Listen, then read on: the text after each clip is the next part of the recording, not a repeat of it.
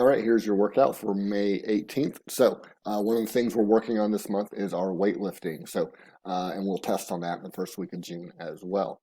So options here is to stay at those power cleans, adding weight as we've gone through the month with this and getting a little bit heavier and more proficient with those hang power cleans, or if you're starting to come from the floor, making sure that you're setting up very well from the floor, you're maintaining good back position until you get to that hang position and starting to get more explosive as you get closer to the hips there.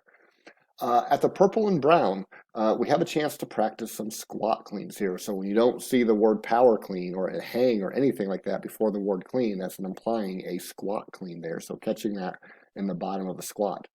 So the sequence here, if you're doing that power clean plus clean or squat clean option there, means that you can do the weight at a power clean. You don't have to squat clean it to get it up.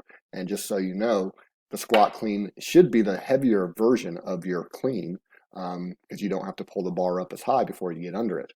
Now, for a lot of us, what takes some practice to make that squat clean the more proficient movement there where we get to move heavier weight. So not being at that point, this sequence here allows us to work with that. So the power clean knows we can move that weight with just a power clean and not a squat clean. But the second pull from the floor, and you may drop it after that power clean, is going to feel more taxing because it's coming right after a power clean. And so you're going to have to be more efficient with that second pull, which is hopefully going to force you to get into that squat when you clean it up. You do have the option to do a power snatch plus a squat snatch there as well. And then depending on what you're kind of working on and being able to record on the map, you may be able to record something that day if you're depending on what you're working with. Now, whether a squat clean or not is appropriate for you to work with, you want to see where you're at on the map. So at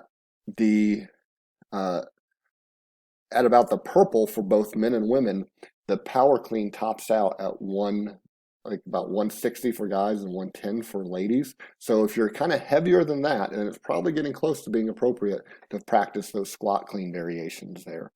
Definitely if you're into that weightlifting total where you're adding your clean and jerk and your snatch together, that would be appropriate practice for you as well, because you can use whatever version of the clean you need to do that version of the clean and jerk, or whatever version of the snatch you need to get that snatch total there.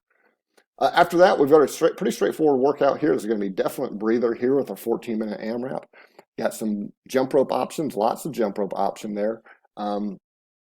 Keeping in mind you're going to have to get 5 rounds in, or the goal is in 5 rounds in 14 minutes, means you're about 2 minutes or so, 2.5 minutes per round. So making sure those double unders aren't going to slow you down so much if you have to break these up in the later rounds. Should be able to at least get 1 round unbroken. That should seem doable to you when you pick your options there.